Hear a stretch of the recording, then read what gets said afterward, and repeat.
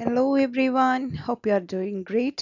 So കഴിഞ്ഞ ക്ലാസ്സിൽ നമ്മൾ the rise of nationalism in Europe എന്ന് പറയുന്ന ചാപ്റ്ററിൽ നിന്നുള്ള ഫസ്റ്റ് പാർട്ട് നമ്മൾ ഡിസ്കസ് ചെയ്തിരുന്നു. ഇന്ന് ഇതേ ചാപ്റ്ററിൽ നിന്നുള്ള രണ്ടാമത്തെ പാർട്ടാണ് നമ്മൾ ഡിസ്കസ് ചെയ്യുന്നത്, French revolution and the idea of the nation. So Frederic സൊറിയോയുടെ വിഷൻ ഓഫ് ദ വേൾഡ് എല്ലാവർക്കും ക്ലിയർ ആയിരിക്കും എന്ന് വിചാരിക്കുന്നു. ഇതാണ് നമ്മൾ കഴിഞ്ഞ ക്ലാസ്സിൽ ഡിസ്കസ് ചെയ്ത പാർട്ട്. ഒരു ഫ്രഞ്ച് ആർട്ടിസ്റ്റ് എങ്ങനെയാണ് ലോകത്തെ ചിത്രീകരിച്ചത് എന്നുള്ള പാർട്ട് നമ്മൾ നോക്കിയിരുന്നു. അതിൻ്റെ കൂട്ടത്തിൽ നമ്മൾ എന്താണ് നേഷൻ സ്റ്റേറ്റ് എന്നതുകൊണ്ട് ഉദ്ദേശിക്കുന്നത് എന്നുള്ളത് നമ്മൾ നോക്കിയിരുന്നു. ഇന്നത്തെ ക്ലാസ്സിൽ നമ്മൾ നോക്കുന്നത് ഈ പറയുന്ന French revolution and the idea of the nation എന്ന് പറയുന്ന വളരെ ഇമ്പോർട്ടൻ്റ് ആയിട്ടുള്ള ഒരു ഏരിയ ആണിത്. അപ്പോൾ നമ്മൾ ഈ ടോപ്പിക്കിലേക്ക് കിടക്കുന്നതിന് മുമ്പായിട്ട് ചാനൽ ആദ്യമായിട്ട് കാണുന്നവരുണ്ടെങ്കിൽ ജസ്റ്റ് ഒന്ന് സബ്സ്ക്രൈബ് ചെയ്യുക. സോ വീഡിയോ ഇഷ്ടമായെങ്കിൽ വീഡിയോ റിലേറ്റഡ് ആയിട്ടുള്ള നിങ്ങളുടെ വിലയേറിയ കമൻസ് കമൻറ്റ് ബോക്സിൽ മെൻഷൻ ചെയ്യാൻ മറക്കരുത്. ഓക്കെ, സോ ഇൻ 1789, അപ്പോൾ ഫ്രഞ്ച് റെവല്യൂഷൻ എന്ന് കേട്ടാൽ തന്നെ നിങ്ങൾ ഈ ഒരു നമ്പർ, ഈ ഒരു ഇയർ നിങ്ങളുടെ മൈൻഡിൽ വെക്കണം. ഫ്രഞ്ച് റെവല്യൂഷൻ എന്നാണ് നടന്നത്? 1789. എളുപ്പം നമുക്ക് ഓർത്തെടുക്കാൻ പറ്റുന്ന ഒരു ഇയർ ആണ് 1789 എന്നിങ്ങനെയാണ് ഇയർ വരുന്നത്. So nationalism came with the French revolution and the political and constitutional changes led to the transfer of sovereignty from the monarchy to a body of French citizens. ശരിക്കും പറഞ്ഞു കഴിഞ്ഞാൽ ഫ്രഞ്ച് റെവല്യൂഷനോട് കൂടിയിട്ടാണ് nationalism, ദേശീയത എന്ന് പറയുന്ന concept emerge ചെയ്യുന്നത്. അപ്പം nationalism വന്നതോടുകൂടി എന്തുണ്ടായി? പൊളിറ്റിക്കൽ പാർട്ടിലും അതേപോലെ തന്നെ കോൺസ്റ്റിറ്റ്യൂഷണൽ പാർട്ടിലും ഒരുപാട് ചേഞ്ചസ് ഉണ്ടായി. ഓക്കെ, സോ നാഷണലിസം ഫ്രഞ്ച് റെവല്യൂഷനോട് കൂടി തന്നെ എമേർജ് ചെയ്തിട്ടുണ്ടായിരുന്നു ഫ്രാൻസിൽ. അതോടുകൂടി പൊളിറ്റിക്കൽ പാർട്ടിലും കോൺസ്റ്റിറ്റ്യൂഷണൽ പാർട്ടിലും ഒരുപാട് ചേഞ്ചസ് ഉണ്ടായി. ആ ചേഞ്ചസിന്റെ ഭാഗമായിട്ട് ശരിക്കും പറഞ്ഞു കഴിഞ്ഞാൽ സോവറിറ്റി, പരമാധികാരം ആരിൽ നിന്ന് ആരിലേക്ക് ട്രാൻസ്ഫർ ചെയ്യപ്പെട്ടു? മൊണാർക്കിയിൽ നിന്നും. ഓക്കെ, ശരിക്കും പറഞ്ഞു കഴിഞ്ഞാൽ മൊണാർക്കിയിൽ നിന്നും എ ബോഡി ഓഫ് ഫ്രഞ്ച് സിറ്റിസൺസിലേക്ക് എന്ത് കൈമാറി? ഈ പറയുന്ന അധികാരം കംപ്ലീറ്റ് ആയിട്ട്, പരമാധികാരം കൈമാറപ്പെട്ടു.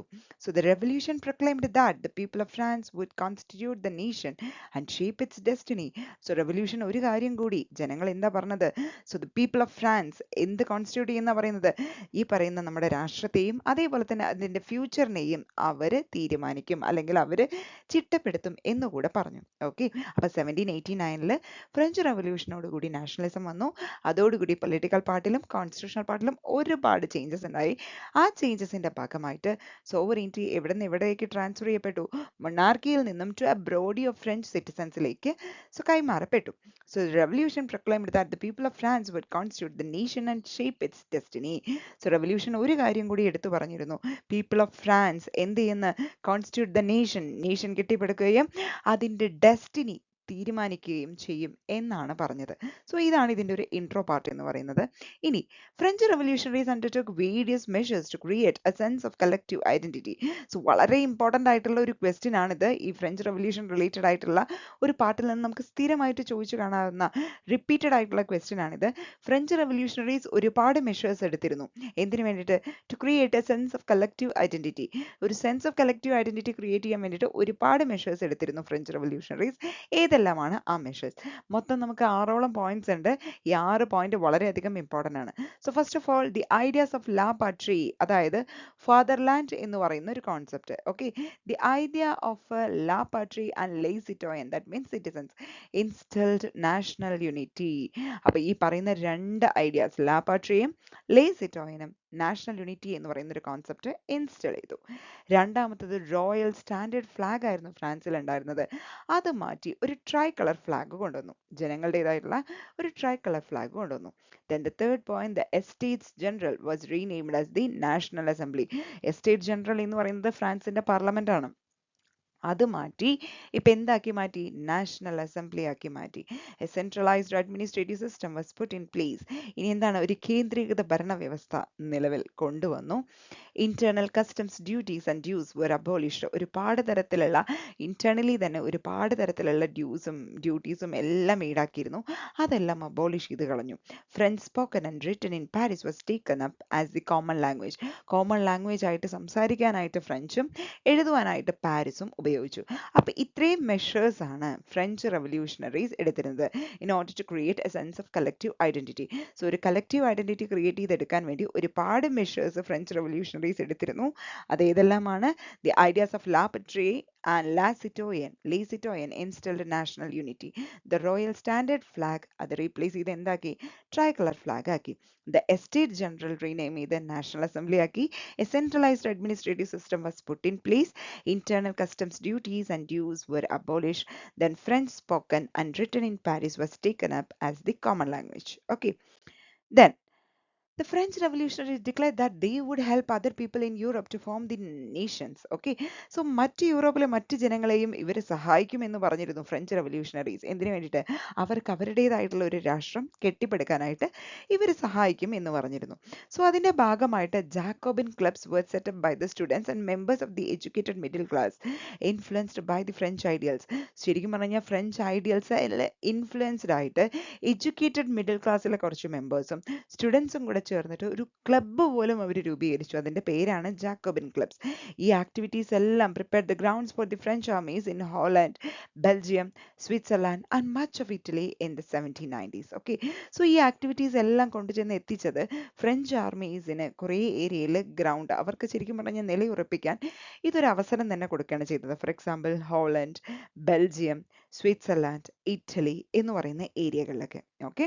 അപ്പൊ അവര് പറഞ്ഞ 3 കാര്യങ്ങളേ ഉള്ളൂ. യൂറോപ്പിലെ മറ്റ് നേഷൻസിന് അവരുടേതായിട്ടുള്ള നേഷൻ കെട്ടിപ്പടുക്കാൻ ഞങ്ങളെ സഹായിക്കും. അതേപോലെ തന്നെ സ്റ്റുഡൻസും members of the educated middle ക്ലാസ്സും കൂടെ ചേർന്നിട്ട് ജാക്കബിൻ ക്ലബ്സ് ഫോം ചെയ്തു. ഫ്രഞ്ച് ഐഡിയൽസിൽ ഇൻഫ്ലുവൻസ്ഡ് ആയിട്ട് ഈ ആക്ടിവിറ്റീസ് എല്ലാം ഫ്രഞ്ച് ആർമീസിന് ഒരു ഗ്രൗണ്ട് ഹോളണ്ടിലും ബെൽജിയത്തിലും സ്വിറ്റ്സർലാൻഡിലും ഇറ്റലിയിലും എല്ലാം ക്രിയേറ്റ് ചെയ്യാൻ സാധിച്ചു ബൈ ദി 1790s. ഓക്കെ. ഇനി ഇതാണ് നമ്മുടെ ശരിക്കും പറഞ്ഞു കഴിഞ്ഞാൽ Congress of Vienna 1815 Congress of വിയന്നയുടെ പാർട്ടിൽ വരുന്നത്. ഇനി democracy was destroyed in France by Napoleon. ശരിക്കും പറഞ്ഞാൽ നെപ്പോളിയൻ ഫ്രാൻസിന്റെ അധികാരം ഏറ്റെടുത്തത് 1799 ഓക്കെ. സോ അതോടുകൂടി എന്ത് ചെയ്തു, ഡെമോക്രസി കംപ്ലീറ്റ് ആയിട്ട് ഡിസ്ട്രോയ് ചെയ്ത് കളഞ്ഞു ഫ്രാൻസിലത്തെ. ആൻഡ് സിവിൽ കോഡ് ഓഫ് 1804 വളരെയധികം ഇമ്പോർട്ടൻ്റ് ആണ്. നെപ്പോളിയൻ ഇൻട്രൊഡ്യൂസ് ചെയ്തിരുന്ന ഒരു കോഡാണ് എന്ത്, സിവിൽ കോഡ്. ഇത് മറ്റൊരു പേരിലും കൂടി അറിയപ്പെടുന്നുണ്ട്, നെപ്പോളിയനിക് കോഡ് എന്നുള്ളത്. So did away with all the privileges based on birth. ഞാൻ ജനിച്ചതിന്റെ എൻ്റെ ബർത്തിന്റെ അടിസ്ഥാനത്തിൽ എന്തൊക്കെ പ്രിവിലേജസ് എനിക്ക് കിട്ടിയിരുന്നോ ഇതെല്ലാം എടുത്തു കളഞ്ഞു. And establish equality before the law. So എല്ലാവർക്കും നിയമത്തിന് മുന്നിൽ തുല്യത ഉറപ്പുവരുത്തി. And secured right to property secure ചെയ്യപ്പെട്ടു. ഇത് 3 ഇതിലെ മെയിൻ ഹൈലൈറ്റഡ് ആയിട്ടുള്ള പോയിന്റ്. ഇത് മാത്രമല്ല ഇനിയും ഒരുപാട് കാര്യങ്ങൾ നെപ്പോളിയനിക് കോഡിന്റെ ഭാഗമായിട്ടുണ്ട്. അപ്പൊ first of all did away with all the privileges based on birth, then equality before the law was established, secured the right to property, then simplified the administrative measures, abolished the feudal systems, and freed the peasants from serfdom and manorial dues. അവർ പണ്ട് കാലം മുതൽ അടച്ചിരുന്ന ഒരുപാട് ടാക്സുകളും കാര്യങ്ങളൊക്കെ ഉണ്ടായിരുന്നു, അടിമ പോലും ആയിരുന്നു. So അതിൽ നിന്നെല്ലാം പെസൻസിനെ എല്ലാം ഫ്രീ ആക്കി. ദെൻ ഗിൽഡ് റെസ്ട്രിക്ഷൻസ് റിമൂവ് ചെയ്തിരുന്നു. Then transport and communication systems were improved. ഇതെല്ലാമാണ് സിവിൽ കോഡ് അല്ലെങ്കിൽ നെപ്പോളിയനിക് കോഡ് ഓഫ് 1804 പറഞ്ഞിരിക്കുന്ന മേജർ ആയിട്ടുള്ള കാര്യങ്ങൾ. ശരിക്കും പറഞ്ഞാൽ ഒരുപാട് നല്ല കാര്യങ്ങളാണ് ചെയ്തത് അല്ലേ. ഇക്വാലിറ്റി ബിഫോർ ലോ, അതേപോലെ തന്നെ റൈറ്റ് ടു പ്രോപ്പർട്ടി സെക്യൂർ ചെയ്തു. അഡ്മിനിസ്ട്രേറ്റീവ് മെഷേഴ്സ് എല്ലാം സിംപ്ലിഫൈഡ് ആക്കി. ഫ്യൂഡൽ സിസ്റ്റം എടുത്തു കളഞ്ഞു. ഈ പറയുന്ന പെസൻസിനെ സെർഫ്ഡിൽ നിന്നും അതേപോലെ മനോറിയൽ ഡ്യൂസിൽ നിന്നും എല്ലാം ഫ്രീ ആക്കി. ഗിൽഡ് റെസ്ട്രിക്ഷൻസ് റിമൂവ് ചെയ്ത് കളഞ്ഞു. ട്രാൻസ്പോർട്ട് ആൻഡ് കമ്മ്യൂണിക്കേഷൻ സിസ്റ്റംസ് എല്ലാം ഇംപ്രൂവ് ചെയ്തു. അപ്പൊ ഇതെല്ലാം ചെയ്തത് നല്ല കാര്യങ്ങളാണെങ്കിലും വളരെ കുറച്ച് കാര്യങ്ങൾ എന്തുണ്ട്, ഈ പറയുന്ന മോശമായിട്ടുള്ള കാര്യങ്ങളും ആര് ചെയ്തിട്ടുണ്ട്. ശരിക്കും ഇതിനെല്ലാം അട്ടിമറിക്കുന്ന തരത്തിലായിരുന്നു മറ്റു കുറച്ച് കാര്യങ്ങൾ നെപ്പോളിയൻ ഇൻട്രൊഡ്യൂസ് ചെയ്തത്. അതേതൊക്കെ നോക്കാം. Napoleon took away political freedom. ഈ പറഞ്ഞ കുറേ കാര്യങ്ങൾ ചെയ്തിട്ടും പൊളിറ്റിക്കൽ ഫ്രീഡം എടുത്തു കളഞ്ഞു. നമുക്ക് പൊളിറ്റിക്കലി ഫ്രീഡം ഇല്ലെങ്കിൽ പിന്നെ നമ്മൾ എങ്ങനെയാ ശരിക്കും പറഞ്ഞ ഒരു ഫ്രീഡം നമുക്ക് ആസ്വദിക്കാൻ കഴിയുക? It is very difficult, right? So increased taxes കൂട്ടി. ദെൻ ഇമ്പോസ്ഡ് സെൻസർഷിപ്പ്, അതായത് ഗുണദോഷ പരിശോധന എല്ലാത്തിലും അങ്കിൾ ഇമ്പോസ് ചെയ്തു. Okay. Then forced people to join the French army. French ആർമിയിൽ ജനങ്ങളെ നിർബന്ധിച്ചതിൽ ചേർത്തി. അപ്പൊ ഇതെല്ലാം എന്താണ്, നെപ്പോളിയനിക് കോഡിന്റെ ശരിക്കും പറഞ്ഞു കഴിഞ്ഞാൽ ചെയ്ത നല്ല കാര്യങ്ങളെ മാറ്റിവെക്കുന്ന തരത്തിൽ തന്നെ എന്തുണ്ടായിട്ടുണ്ട്, കുറച്ച് ഡിസ്അഡ്വാൻറ്റേജസും കാര്യങ്ങളിൽ ഉണ്ടായിട്ടുണ്ട്. ശരിക്കും മെറിറ്റ്സ് ആൻഡ് ഡിമെറിറ്റ്സ് അല്ലെങ്കിൽ അഡ്വാൻറ്റേജസ് ആൻഡ് ഡിസ്അഡ്വാൻറ്റേജസ് എന്നുള്ള രീതിയിൽ ചോദിച്ചാൽ ഇത് എഴുതാവുന്നതേ ഉള്ളൂ. ഓക്കെ. വളരെ ഇമ്പോർട്ടൻ്റ് ആയിട്ടുള്ള ഒരു ഏരിയ ആണ്. ഇനി ഇതുമായിട്ട് കണക്ട് ചെയ്തിട്ട് നമുക്ക് എന്ത് ചെയ്യാണ്, യൂറോപ്പിൽ എങ്ങനെയാണ് നാഷണലിസം കെട്ടിപ്പടുക്കുന്നത് എന്നുള്ളത് നോക്കാം. പക്ഷെ നാഷണലിസം കെട്ടിപ്പടുക്കുന്നതിന് മുമ്പായിട്ട് എന്താണ് നാഷണലിസം എന്നുള്ളത് നമ്മൾ മനസ്സിലാക്കണം. So nationalism is an idea of forming a nation state where majority of its citizens share common culture and a sense of collective identity. Okay, nationalism എന്ന് പറയുന്നത് ഒരു നേഷൻ സ്റ്റേറ്റ് ഫോം ചെയ്യലാണ്. അപ്പൊ ഇവിടെ എന്താണ് പ്രത്യേകത, ഒരു നേഷൻ സ്റ്റേറ്റ് ഫോം ചെയ്യുക മാത്രമല്ല, അവിടുത്തെ മെജോറിറ്റി ഓഫ് സിറ്റിസൺസ് എന്ത് ഷെയർ ചെയ്യുന്നുണ്ട്, കോമൺ കൾച്ചറും ഒരു സെൻസ് ഓഫ് കളക്റ്റീവ് ഐഡന്റിറ്റിയും ഷെയർ ചെയ്യുന്നുണ്ട്. സോ മൂന്ന് പോയിന്റിനകത്ത് നമുക്ക് നാഷണലിസം ശരിക്കും definition each and every line വിടാതെ നമുക്ക് പഠിച്ചെടുക്കാം. ഒന്ന്, it is an idea of forming a nation state. Okay, it is an idea of forming a nation state, ഒരു നേഷൻ സ്റ്റേറ്റ് ഫോം ചെയ്യണം. ഇനി എങ്ങനെയാണ്, അവിടുത്തെ മെജോറിറ്റി ഓഫ് സിറ്റിസൺസ് രണ്ട് കാര്യങ്ങൾ ഷെയർ ചെയ്യണം, കോമൺ കൾച്ചറും സെൻസ് ഓഫ് കളക്റ്റീവ് ഐഡന്റിറ്റിയും. ഓക്കെ, അപ്പം 3 പോയിന്റിൽ നാഷണലിസം സെറ്റ് അല്ലേ. സോ നാഷണലിസം എന്ന് പറയുന്നത് it is an idea of forming a nation state were majority of its citizens share common culture and a sense of collective identity. Okay, ഇനി Germany, Italy and Switzerland were divided into kingdoms, duchies and cantons whose rulers had their autonomous territories. അപ്പോൾ ഈ ഒരു nationalism യൂറോപ്പിൽ കെട്ടിപ്പടുക്കുന്ന സമയത്ത് ശരിക്കും അവിടെ ഉണ്ടായിരുന്ന situation ഇങ്ങനെയാണ്. ജർമ്മനിയും ഇറ്റലിയും സ്വിറ്റ്സർലാൻഡും എല്ലാം പല പല കിങ്ഡംസ് ആയിട്ടും ഡച്ചീസ് ആയിട്ടും കാന്റൺസ് ആയിട്ടും എല്ലാം ഡിവൈഡ് ചെയ്യപ്പെട്ടിട്ടുണ്ടായിരുന്നു. അവരുടെ എല്ലാം അവിടെയൊക്കെ എന്തുണ്ട്, റൂളേഴ്സ് ഉണ്ട്, അവർക്ക് അവരുടേതായിട്ടുള്ള ഓട്ടോണോമസ് ആയിട്ടുള്ള ടെറിട്ടറീസും അവൈലബിൾ ആണ് എന്നാണ് പറയുന്നത്. ഓക്കെ, അപ്പൊ ഈ ഒരു പാർട്ടിലാണ് നമ്മൾ ശരിക്കും പറഞ്ഞാൽ ഒരു ഡോമിനന്റ് ആയിട്ടുള്ള ഒരു ഗ്രൂപ്പ് സൊസൈറ്റിയിൽ ഉണ്ട് എന്നുള്ളത് നമ്മൾ തിരിച്ചറിയുന്നത്. That is aristocracy and the new middle class. നമുക്ക് നോക്കാം ആരാണ് ഈ അരിസ്റ്റോക്രാറ്റ്സ്. ഓക്കെ, നമ്മൾ കേട്ടിട്ടുണ്ട് aristocrats. So they were the dominant class on the continent, politically socially. Political ലെവലിൽ എടുത്ത് നോക്കിക്കഴിഞ്ഞാലും സോഷ്യൽ ലെവലിൽ എടുത്ത് നോക്കിക്കഴിഞ്ഞാലും ഒരു കോണ്ടിനെന്റിലെ ഏറ്റവും സുപ്രീം ക്ലാസ് അല്ലെങ്കിൽ ഏറ്റവും ടോപ്പ് മോസ്റ്റ് ക്ലാസ് എന്ന് പറയുന്നത് ആരാണ്, അരിസ്റ്റോക്രാറ്റ്സ് ആണ്. So aristocracy formed the highest class in the societal hierarchy. ഒരു സൊസൈറ്റിയിൽ നമ്മൾ ഹയറാർക്കി ഇങ്ങനെ സെറ്റ് ചെയ്യുകയാണെന്നുണ്ടെങ്കിൽ ഇതിന്റെ ഏറ്റവും ടോപ്പിൽ നിൽക്കുന്നവരാണ് ആര്, അരിസ്റ്റോക്രസി എന്ന് പറയുന്നത്. They owned huge estates and lavish mansions. Okay, അപ്പൊ എന്താണ് ശരിക്കും ഇവർക്ക് വലിയ വലിയ എസ്റ്റേറ്റുകൾ ഇവരുടെ കൈവശമുണ്ട്. അതേപോലെ തന്നെ ലാവിഷ് ആയിട്ടുള്ള മാൻഷൻസ്, അതായത് ആഡംബരപൂർണമായിട്ടുള്ള കൊട്ടാരങ്ങളും അലങ്കാരങ്ങളും എല്ലാം, അതായത് അത്രത്തോളം ലക്ഷറി ആയിട്ടുള്ള കാര്യങ്ങളാണ് ഇവരുടെ കയ്യിലുള്ള വീടുകളും എന്താ പറയുക ബിൽഡിങ്ങുകളും എല്ലാം തന്നെ. These families were often connected by ties of marriage. ഇവരുടെ ഫാമിലീസ് എല്ലാം കണക്ട് ചെയ്യപ്പെടുന്നത് എങ്ങനെയാണ്, സോ മാരേജിലൂടെ. അപ്പൊ ശരിക്കും ഒന്ന് ആലോചിച്ച് നോക്കിക്കേ, ഒരു റിച്ച് ആയിട്ടുള്ള വളരെ റിച്ച് ആയിട്ടുള്ള ഒരാള് കല്യാണം ആലോചിക്കുമ്പോൾ ഓഫ് കോഴ്സ് മിഡിൽ ക്ലാസ്സിൽ നിന്നോ അല്ലെങ്കിൽ പുവർ ആയിട്ടുള്ള ഒരു ഫാമിലിയിൽ നിന്നോ ഒരു കണക്ഷൻ ആഗ്രഹിക്കില്ല അല്ലെ. അവർ അതേ ലെവലിൽ നിൽക്കുന്ന ഒരു പാർട്ടുമായിട്ടാണ് അവർ ടൈസ് എപ്പോഴും ആഗ്രഹിക്കുക. അപ്പൊ അതുകൊണ്ട് തന്നെ ഈ ഫാമിലീസ്, ഈ അരിസ്റ്റോക്രാറ്റ്സിന്റെ ഫാമിലീസ് അവരെങ്ങനെയാണ് കണക്ട് ചെയ്യുന്നത്, അവർ ടൈസ് ഓഫ് മാരേജ് എന്ന് പറയുന്ന ഒരു എന്താ പറയുക ആ ഒരു ടൈയിലൂടെയാണ് അവർ കണക്ട് ചെയ്യപ്പെടുന്നത്. The majority of the population എന്ന് പറയുന്നത് was made up of peasantry. പക്ഷെ നമ്മുടെ ഒരു സൊസൈറ്റിയിൽ എടുത്ത് നോക്കുകയാണെങ്കിൽ മെജോറിറ്റി വരുന്ന പോപ്പുലേഷൻ എങ്ങനെയാണ്, പെസൻട്രി ആണ്. Okay, clear. സോ അരിസ്റ്റോക്രാറ്റ്സ് എന്ന് പറഞ്ഞാൽ വളരെ ചെറിയ വിഭാഗമാണ്, ബട്ട് ഡോമിനന്റ് ക്ലാസ് ആണ്. അവരാണ് ഏറ്റവും top highest class in the societal hierarchy. So politically socially ലെവലിൽ എങ്ങനെ എടുത്തു നോക്കിയാലും they were the dominant class. അപ്പൊ അവരുടെ പ്രത്യേകത എന്താ, they owned huge estates and lavish mansions and these families were often connected by ties of marriage. The majority of the population ശരിക്കും എങ്ങനെയാണ് അവിടുത്തെ പെസൻട്രി ആണ് അവിടെ ഉണ്ടായിരുന്നത്. അപ്പൊ ഈ ഒരു സമയത്ത് നമുക്കൊരു മിഡിൽ ക്ലാസ് യൂറോപ്പിൽ പൊട്ടിമുളച്ചു വരികയാണ്. അപ്പൊ ശരിക്കും എങ്ങനെയാണ് ഈ മിഡിൽ ക്ലാസ് വരുന്നത്, ശരിക്കും പറഞ്ഞു കഴിഞ്ഞാൽ നമുക്കറിയാം ഇംഗ്ലണ്ടിലാണ് ഇൻഡസ്ട്രിയലൈസേഷന് തുടക്കം കുറിച്ചത്. അതും എപ്പോഴാണ്, 18th സെഞ്ചുറിയുടെ second Hafil. Okay, second half of the 18th സെഞ്ചുറിയിലാണ് ശരിക്കും ഇൻഡസ്ട്രിയലൈസേഷൻ ഇംഗ്ലണ്ടിൽ തുടക്കം കുറിച്ചത്. പക്ഷെ ഫ്രാൻസിലും അതേപോലെ തന്നെ ജർമ്മനിയുടെ മറ്റു പല ഭാഗങ്ങളിലും 19th സെഞ്ചുറിയിലാണ് തുടക്കം കുറിച്ചത്. പക്ഷെ ശരിക്കും പറഞ്ഞു കഴിഞ്ഞാൽ സ്റ്റാർട്ടിങ് എവിടെയാണ്, 18th സെഞ്ചുറിയുടെ സെക്കൻഡ് ഹാഫിൽ ഇംഗ്ലണ്ടിലാണ് ഇൻഡസ്ട്രിയലൈസേഷൻ തുടക്കം കുറിച്ചത്. പിന്നീടാണ് ഫ്രാൻസിലും മറ്റ് ജർമ്മൻ സ്റ്റേറ്റ്സിന്റെ ഭാഗങ്ങളിലെല്ലാം ഇൻഡസ്ട്രിയലൈസേഷന് തുടക്കം കുറിച്ചത്. സോ ഇതിന്റെ ഭാഗമായിട്ട് ഇൻഡസ്ട്രിയലൈസേഷന്റെ ഭാഗമായിട്ട് പുതിയ സോഷ്യൽ ഗ്രൂപ്പുകൾ നിലവിൽ വന്നു. അങ്ങനെ വരുന്ന സോഷ്യൽ ഗ്രൂപ്പുകളാണ് വർക്കിംഗ് ക്ലാസ്സും മിഡിൽ ക്ലാസ്സും എല്ലാം ഈ പറയുന്ന ഇൻഡസ്ട്രിയലൈസേഷന്റെ ഭാഗമായിട്ട് നിലവിൽ വന്ന പുതിയ സോഷ്യൽ ഗ്രൂപ്പുകളാണ്. മിഡിൽ ക്ലാസ് എന്ന് പറഞ്ഞു കഴിഞ്ഞാൽ ആരൊക്കെ വരും? ബിസിനസ്മെൻ വരും, ഇൻഡസ്ട്രിയലിസ്റ്റ് വരും, പ്രൊഫഷണൽസ് വരും, ഇവരെല്ലാം അടങ്ങുന്നതാണ് മിഡിൽ ക്ലാസ് എന്ന് പറയുന്നത്. ഓക്കെ, ഇനി it was among the new middle class that the idea of national unity gained ground. അപ്പൊ ഈ പറയുന്ന മിഡിൽ ക്ലാസ് എന്ന് പറയുന്ന അവരുടെ കീഴിലാണ് ശരിക്കും പറഞ്ഞാൽ നാഷണൽ യൂണിറ്റി എന്ന് പറയുന്ന ഒരു കോൺസെപ്റ്റ് ഭയങ്കര സ്ട്രോങ് ആയത്. ഈ ഒരു മിഡിൽ ക്ലാസിന്റെ ആ ഒരു സിസ്റ്റം അവർ എമേർജ് ചെയ്തതോടു കൂടിയിട്ടാണ് ഈ പറയുന്ന നാഷണൽ യൂണിറ്റി എന്ന് പറയുന്ന ഒരു കോൺസെപ്റ്റിന് ഭയങ്കര പവർ കിട്ടിയത്. ഓക്കെ, അപ്പൊ ഇൻഡസ്ട്രിയലൈസേഷന് തുടക്കം കുറിച്ചത് എവിടെ, എപ്പോ എന്നുള്ളത് നോക്കാം.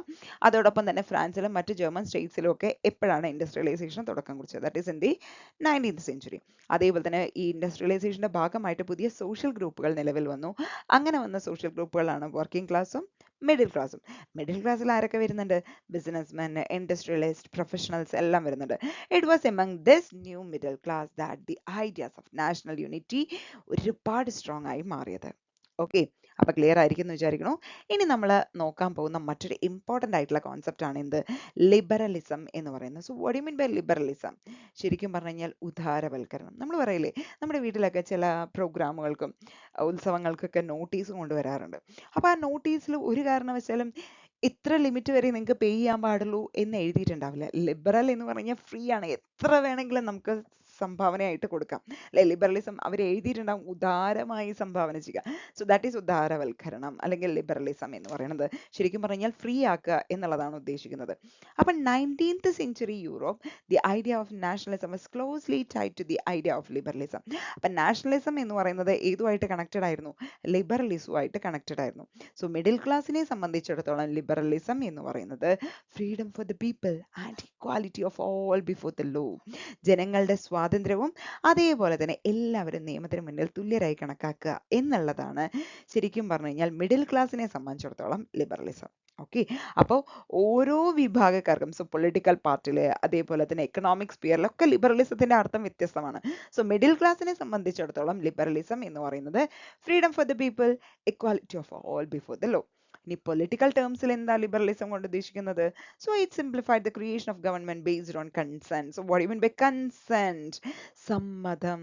സോ ഒരു ഗവൺമെന്റ് ഫോം ചെയ്യുന്നുണ്ടെങ്കിൽ, ഒരു ഗവൺമെന്റ് ക്രിയേറ്റ് ചെയ്യുന്നുണ്ടെങ്കിൽ അത് ഓഫ് കോഴ്സ് സമ്മതത്തോടു കൂടിയായിരിക്കണം. ആരുടെ സമ്മതമാണ് ഇവിടെ ഉദ്ദേശിക്കുന്നത്? ജനങ്ങളുടെ സമ്മതത്തോടു കൂടിയായിരിക്കണം. So that is liberalism in political part. Okay, political പാർട്ടിലെ ലിബറലിസം എന്ന് പറഞ്ഞു കഴിഞ്ഞാൽ creation of the government based on consent. Okay, ഇനി liberalism means the end of autocratic rule and clerical privileges. ശരിക്കും ലിബറലിസം കൊണ്ടുവരുന്നത് എങ്ങനെയാണ്? ഓട്ടോക്രാറ്റിക് റൂൾ, അതായത് ഏകാധിപത്യ ഭരണത്തെയും അതേപോലെ തന്നെ ക്ലറിക്കൽ പ്രിവിലേജുകളെയും എല്ലാം ഒഴിവാക്കിക്കൊണ്ടാണ് ലിബറലിസം തലപൊക്കുന്നത്. So liberals also emphasised on the complete security of private property. എനിക്ക് സ്വന്തമായിട്ട് സ്വത്തുണ്ടെങ്കിൽ എനിക്കതിന്റെ കംപ്ലീറ്റ് സെക്യൂരിറ്റി ആര് ഉറപ്പു തരുന്നുണ്ട്? ലിബറൽസ് ഉറപ്പു തരുന്നുണ്ട്. ഓക്കെ, അപ്പൊ നമുക്ക് ഈ സ്ലൈഡിലുള്ള കണ്ടന്റ് ഒന്നുകൂടി ഉറപ്പിച്ചതിന് ശേഷം നമുക്ക് ബാക്കി ലിബറലിസത്തിന്റെ കോൺസെപ്റ്റിലേക്ക് കിടക്കാം. ഓക്കെ, അപ്പൊ നാഷണലിസം ലിബറലിസം പരസ്പരം ഇന്റർ കണക്റ്റഡ് ആണ് എന്നുള്ളത് നമ്മൾ പറഞ്ഞു. ലിബറലിസവും നാഷണലിസവും കണക്റ്റഡ് ആണ്. മിഡിൽ ക്ലാസിനെ സംബന്ധിച്ചിടത്തോളം ലിബറലിസം എന്നതുകൊണ്ട് സിഗ്നിഫൈ ചെയ്യുന്നത് രണ്ട് കാര്യങ്ങളാണ്: freedom for the people and equality of all before the law. Political ടേംസിൽ എടുത്ത് നോക്കുകയാണെങ്കിൽ it simplified or it implied the creation of government based on consent. സമ്മതപ്രകാരം, ജനങ്ങളുടെ സമ്മതപ്രകാരം ഒരു ഗവൺമെന്റിന്റെ ക്രിയേഷൻ ആണ് ലിബറലിസം കൊണ്ട് പൊളിറ്റിക്കൽ പാർട്ടിൽ ഉദ്ദേശിക്കുന്നത്. Liberalism means the end of autocratic rule and clerical privileges. എല്ലാ ക്ലറിക്കൽ പ്രിവിലേജസും ഓട്ടോക്രാറ്റിക് റൂളിന്റെയും അവസാനമാണ് ലിബറലിസം കൊണ്ട് ഉദ്ദേശിക്കുന്നത്. അത് ഒരു കാര്യം കൂടി ഊന്നൽ കൊടുക്കുന്നുണ്ട്, എംഫസൈസ് ചെയ്യുന്നുണ്ട്: the complete security of private property. Okay, ഇനി ഈ പറയുന്ന ലിബറലിസം എന്ന് പറയുന്ന ടേം നമ്മൾ എവിടുന്നാണ് ഡിറൈവ് ചെയ്തിരിക്കുന്നത്?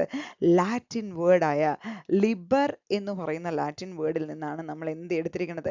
ലിബറലിസം എടുത്തിരിക്കുന്നത്. പക്ഷെ ലിബർ എന്നുള്ള വേർഡിന്റെ അർത്ഥം എന്താ? Free. Okay, so the right to vote and to get elected was granted exclusively to property owning man. Okay, ശരിക്കും പറഞ്ഞാൽ അന്ന് കാലത്ത് എങ്ങനെയായിരുന്നു? ശരിക്കും വോട്ട് ചെയ്യാനുള്ള അവകാശവും ഈ പറയുന്ന ഗെറ്റ് എലക്റ്റഡ്, അതായത് എലക്ട് ചെയ്യപ്പെടാനുള്ള അവകാശവും ആർക്ക് മാത്രമേ ഉള്ളൂ? സ്വന്തമായി പ്രോപ്പർട്ടി ഉള്ള പുരുഷന്മാർക്ക് മാത്രമേ അതിനുള്ള അവകാശം ഉണ്ടായിരുന്നുള്ളൂ. പ്രോപ്പർട്ടി ഓണിങ് മെന്നിന് മാത്രമേ ഈ രണ്ട് അവകാശം ഉണ്ടായിരുന്നുള്ളൂ, റൈറ്റ് ടു വോട്ടും ടു ഗെറ്റ് എലക്റ്റഡും. ഓക്കെ, പക്ഷേ in revolutionary France men without property and woman were still not allowed to vote. Okay, അപ്പോൾ ഫ്രാൻസിന്റെ കേസ് എടുക്കുകയാണെന്നുണ്ടെങ്കിൽ ഇപ്പോൾ ഈ പറയുന്ന പ്രോപ്പർട്ടി ഇല്ലാത്ത പുരുഷന്മാർക്കും സ്ത്രീകൾക്കും വോട്ട് ചെയ്യാനുള്ള അവകാശമില്ല. Women were reduced to the status of a minor, subject to the authority of their fathers and husbands. So father no husband no property ഉണ്ടെങ്കിൽ അവർക്ക് എന്ത് ചെയ്യാം? വോട്ട് ചെയ്യാം. സോ ശരിക്കും പറഞ്ഞാൽ ആ ഒരു പുരുഷന്റെയോ അച്ഛന്റെയോ ആ ഒരു പ്രോപ്പർട്ടിയുടെ അടിസ്ഥാനത്തിൽ, അവരുടെ വെൽത്തിന്റെ അടിസ്ഥാനത്തിലാണ് ഒരു സ്ത്രീക്ക് പോലും ഒരു എന്താ പറയുക സ്റ്റാറ്റസ് പ്രൊവൈഡ് ചെയ്തിരുന്നത്. സ്ത്രീ ഒരു മൈനർ ആയിട്ടാണ് കൺസിഡർ ചെയ്തിരുന്നത്. Okay, so in the economic sphere എടുത്ത് നോക്കുകയാണെങ്കിൽ liberalism implied the freedom of markets and the abolition of restrictions imposed by the state. അപ്പോൾ എക്കണോമിക് സ്പിയറിൽ ഉദ്ദേശിക്കുന്നത് ലിബറലിസം കൊണ്ട് എന്താണ്? ഫ്രീഡം ഓഫ് മാർക്കറ്റ്, മാർക്കറ്റുകളെല്ലാം സ്വതന്ത്രമാക്കുക, and abolition of restrictions imposed by the state. ഒരു രാഷ്ട്രം എന്തെല്ലാം റെസ്ട്രിക്ഷൻസ് ഇമ്പോസ് ചെയ്തിട്ടുണ്ടോ അതെല്ലാം അബോളിഷ് ചെയ്ത് കളയുക.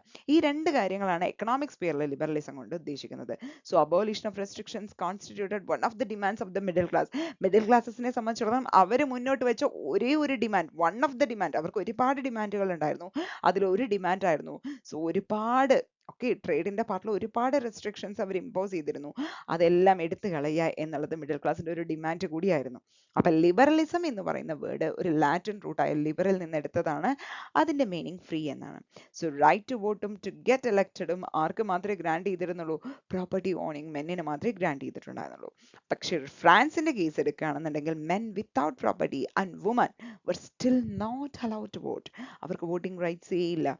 ഇനി സ്ത്രീകളുടെ കേസ് എടുക്കുകയാണെങ്കിൽ they were reduced to the status of the minor, okay, subject to the authority of their fathers and husbands. അപ്പോൾ ഫാദേഴ്സിന്റെയും ഹസ്ബൻഡിന്റെയും വെൽത്ത് അനുസരിച്ചിട്ടാണ് ഒരു സ്ത്രീയെ അവരുടെ ഒരു സ്റ്റാറ്റസ് കൺസിഡർ ചെയ്തിട്ടുണ്ടായിരുന്നത്, അതിന്റെ അടിസ്ഥാനത്തിലായിരുന്നു. സോ എക്കണോമിക് സ്പിയർ നോക്കുകയാണെങ്കിൽ liberalism implied the freedom of the market and the abolition of restrictions imposed by the state. Okay, so economic സ്പിയറിൽ രണ്ട് കാര്യങ്ങളാണ് ലിബറലിസം കൊണ്ട് ഉദ്ദേശിക്കുന്നത്. മാർക്കറ്റിനെ ഫ്രീ ആക്കുക, ഒരുപാട് റെസ്ട്രിക്ഷൻസ് ഇമ്പോസ് ചെയ്തിട്ടുണ്ട്, അതെല്ലാം അബോളിഷ് ചെയ്ത് കളയുക. So abolition of restrictions constituted one of the demands of the middle class. Okay, so ഈ ഒരു പാർട്ടിൽ നമുക്കൊരു കാര്യം കൂടി, ജസ്റ്റ് ഒരു വൺ വേർഡ് ക്വസ്റ്റൻ എക്സ്പെക്ട് ചെയ്യാവുന്ന ഒരു പാർട്ടാണ് LA എന്ന് പറയുന്നത്. LA എന്ന് പറയുന്നത് ശരിക്കും മെഷർ ഓഫ് ക്ലോത്ത് ആണ്. നമ്മളിപ്പോൾ നമ്മുടെ നാട്ടിലൊക്കെ 1 മീറ്റർ എന്നുള്ള രീതിയിലാണ് ക്ലോത്തിനെയൊക്കെ നമ്മൾ ശരിക്കും മെഷർ ചെയ്യുക. അപ്പോൾ അത് നമ്മൾ ശരിക്കും അന്ന് കാലത്ത് LA ആയിട്ടാണ് ഉപയോഗിച്ചിരുന്നത്. Which in each region stood four A different length. ഓരോ റീജിയനിലും ഈ LA എന്ന് പറയുന്നത് ഡിഫറെന്റ് ലെങ്ത്തിലാണ്. അപ്പം നമുക്ക് 1 മീറ്റർ എന്ന് പറഞ്ഞു കഴിഞ്ഞാൽ നമുക്കറിയാം 100 സെന്റിമീറ്റർ ആണ് എന്നുള്ളതൊക്കെ നമുക്കറിയാം. പക്ഷെ ഇത് ഓരോയിടത്തും പല പല ഡിഫറെന്റ് ലെങ്ത്തിലാണ് ഇത് അറിയപ്പെട്ടിരുന്നത്. അപ്പോൾ ഇതോടുകൂടി നമ്മൾ ഇന്നത്തെ ക്ലാസ് ഇവിടെ അവസാനിപ്പിക്കുകയാണ്. അപ്പോൾ ഇതുവരെയുള്ള ടോപ്പിക്കുകൾ ഇന്ന് നമ്മൾ ഡിസ്കസ് ചെയ്തത് ഫ്രഞ്ച് റെവല്യൂഷൻ, അതേപോലെ തന്നെ അതിൽ നമ്മൾ സിവിൽ കോഡ് അല്ലെങ്കിൽ നെപ്പോളിയനിക് കോഡിനെ കുറിച്ച് നമ്മൾ പറഞ്ഞിരുന്നു. അതേപോലെ തന്നെ എന്തൊക്കെയാണ് ശരിക്കും പറഞ്ഞാൽ ഒരു sense of collective identity create ചെയ്തെടുക്കാൻ വേണ്ടിയിട്ട് ഫ്രഞ്ച് റെവല്യൂഷണറീസ് എന്തൊക്കെ മെഷേഴ്സ് എടുത്തിരുന്നു എന്നുള്ളത് പറഞ്ഞിരുന്നു. ദെൻ ലിബറലിസം എന്ന് പറയുന്ന കോൺസെപ്റ്റിനെ കുറിച്ച് നമ്മൾ ഡീറ്റെയിൽ ആയിട്ട് പറഞ്ഞിരുന്നു. എന്താണ് ഇതിൻ്റെ മീനിങ്, അത് ഓരോ സ്പിയറിലും അത് എന്താണ് അർത്ഥമാക്കുന്നത് എന്നുള്ളതെല്ലാം നമ്മൾ പറഞ്ഞിരുന്നു. അപ്പോൾ ഇത്രയും കാര്യങ്ങളൊക്കെ ആയിരിക്കും എന്ന് വിചാരിക്കണം. അപ്പോൾ വീഡിയോ ഇഷ്ടമായെങ്കിൽ വീഡിയോ റിലേറ്റഡ് ആയിട്ടുള്ള നിങ്ങളുടെ വിലയേറിയ കമൻസ് കമൻറ്റ് ബോക്സിൽ മെൻഷൻ ചെയ്യാൻ മറക്കരുത്. ഒപ്പം കൂട്ടുകാർക്കും കൂടി ഷെയർ ചെയ്യാം. Okay, anyway thank you so much for watching. So keep watching and keep subscribing. Thank you and have a nice day. Bye bye.